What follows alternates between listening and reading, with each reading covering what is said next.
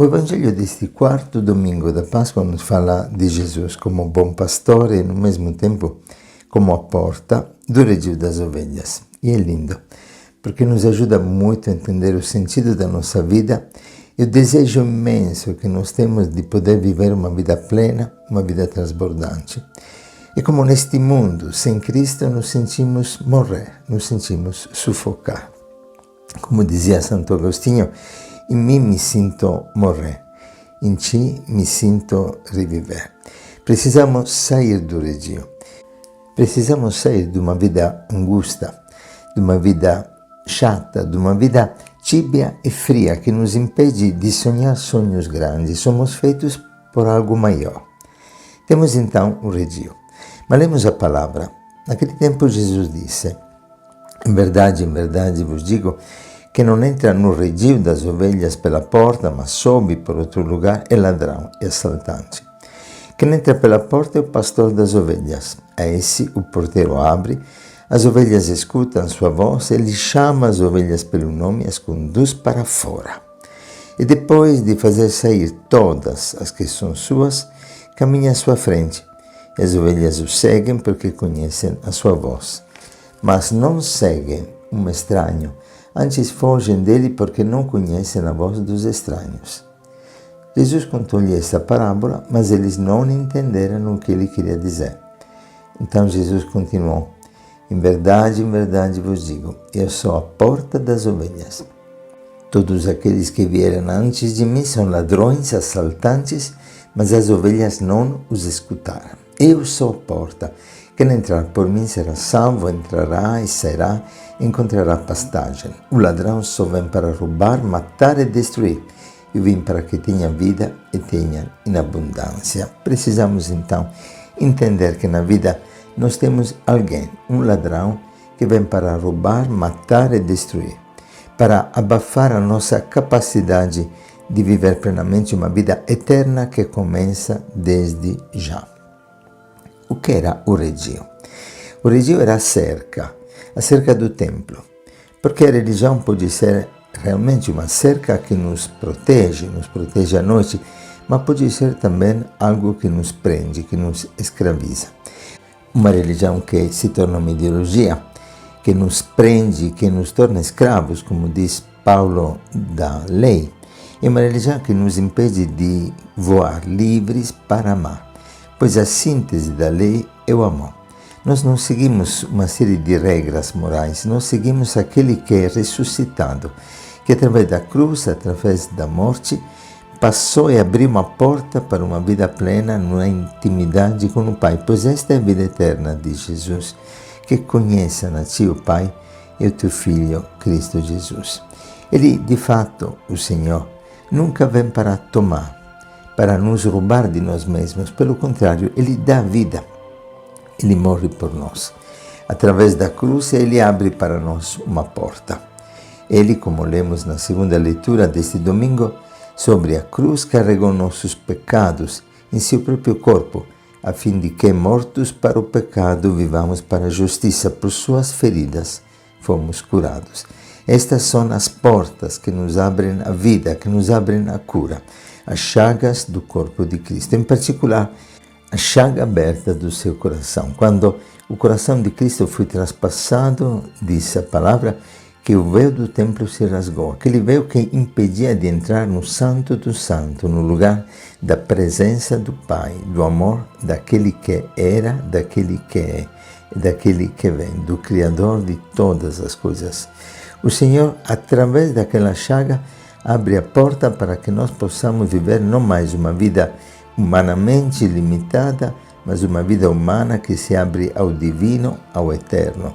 Uma vida que não passa, uma vida plena e transbordante, uma vida que não conseguimos conter, uma vida que nos supera, que nos leva a ir continuamente além. A ovelha pode ser realmente objeto do carinho do Pai, mas também é objeto de interesse do ladrão, do assaltante.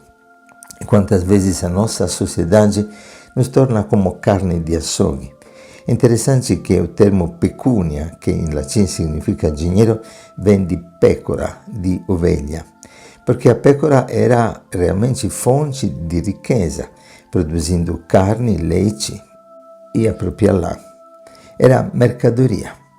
Enquanto o assaltante, o ladrão, o mercante faz da ovelha uma mercadoria para o próprio lucro, e existem pastores que assim olham para as ovelhas. Assim como alertava Ezequiel no capítulo 34, pastores que aproveitam das ovelhas para se enriquecer, que exploram as ovelhas. Nós temos que estar muito atentos, sermos cuidadosos, prontos para reconhecer a voz do verdadeiro pastor, aquele que dá a vida pelas ovelhas e que não tira por isso a vida das ovelhas por próprio interesse.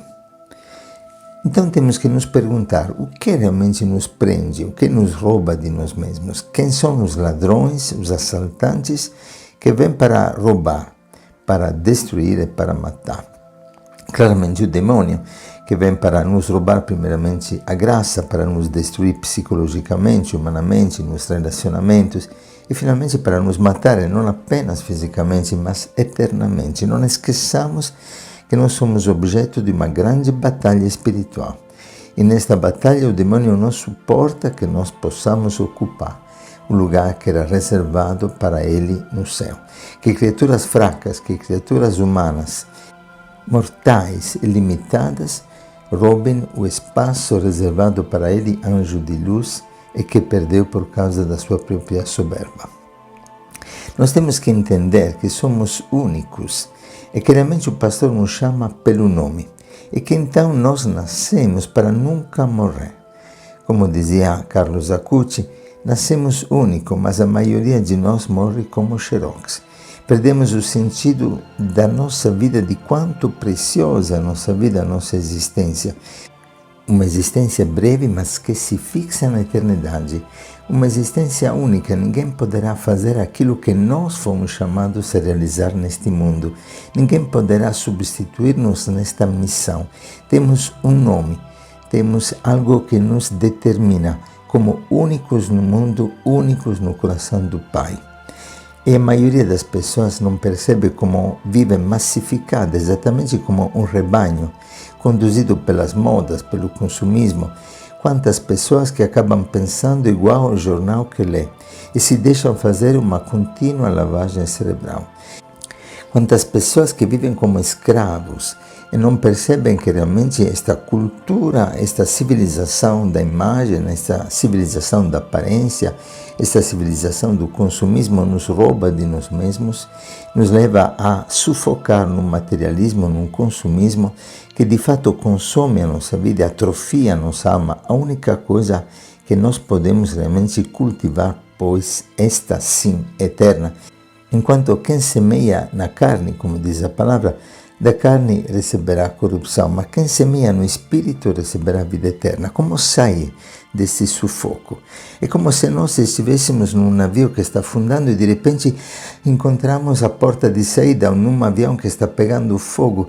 Imagina aquela porta, quanto procuramos, quanto desejamos, quanto precisamos encontrar a porta, que é Cristo. Ele que nos abre o sentido da vida, Ele que nos mostra a verdade que liberta, Ele que nos livra desta escravidão, desta massificação em que o demônio, o mundo, esta nossa civilização nos afoga. E realmente, como dizia Santo Agostinho, o nosso coração é feito para Deus e só encontra paz quando se encontra em Deus. Se encontra e se reconhece, pois nós reconhecemos a voz daquele que nos revela a nós mesmos. Nós temos no nosso coração, que é este guardião que reconhece a voz do pastor, a consciência daquilo que é bom, daquilo que verdadeiramente é belo, daquilo que verdadeiramente é verdadeiro. E nós entendemos que este mundo não nos basta. Nunca esqueço daquela jovem que se cortava. Só no Brasil temos 3 milhões de jovens que se ferem, se machucam, e que dizia: eu corto com gilete a minha carne, pois a dor da alma é tão forte que a dor do corpo, a dor da carne, alivia o sofrimento espiritual. O mundo sabe, o coração sabe aquilo que é verdadeiro, aquilo que realmente sacia o desejo mais profundo do nosso ser. Por isso o pastor nunca força. enquanto o mundo sempre apresenta ideologias que no fundo são ditaduras culturais, como diz o Papa Bento XVI, são ditaduras do pensamento único, e se você se atrever a pensar de forma diferente, se sente excluído socialmente do contexto do convívio das pessoas. Cristo, ao contrário, pela força da sua palavra, que espírito e vida, nos liberta de toda opressão, do maligno e destas ditaduras. É por isso que todas as ditaduras, de direita ou de esquerda, sempre combateram contra a igreja. São falsos deuses. E assim o Papa Bento XVI, comentando o capítulo 12 do Apocalipse, fala deste vômito de Satanás que tenta destruir e que tenta sufocar a igreja e os filhos do Deus vivo. E se olhamos bem, diz ele, nesse discurso belíssimo, vemos que este processo nunca terminou. Se realiza em vários períodos da história de modo sempre novo. E também hoje, neste momento, o Cristo, o único Filho de Deus, deve nascer para o mundo como porta do redil das ovelhas, digo eu, com a queda dos deuses, com a dor e o martírio dos testemunhos. Pensamos nas grandes potências da história de hoje, pensamos nos capitais anônimos que escravizam o homem, que já não são algo do homem, mas constituem um poder anônimo servido pelos homens, pelo qual os homens são atormentados e até trucidados. São um poder destruidor que ameaça o mundo. Além disso, o poder das ideologias terroristas. Aparentemente, em nome de Deus se faz violência, mas não é Deus, trata-se de falsas divindades que devem ser desmascaradas, que não são Deus. E depois a droga, este poder que como uma fera voraz estende as suas garras sobre todas as regiões da terra e destrói. É uma divindade, mas uma divindade falsa que deve cair. Ou então, o modo de viver propagado pela opinião pública. Hoje acontece assim.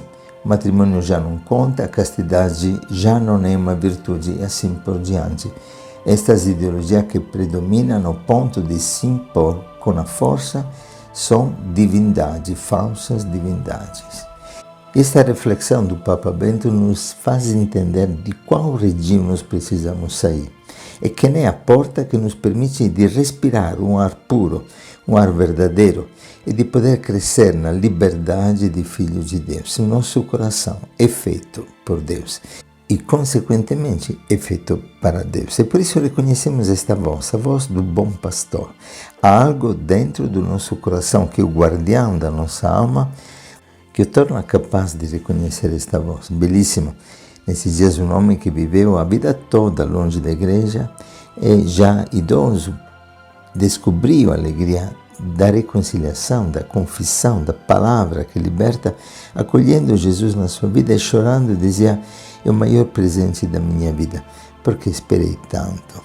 O Senhor te chama pelo nome, siga o Senhor, Ele quer abrasar o teu coração.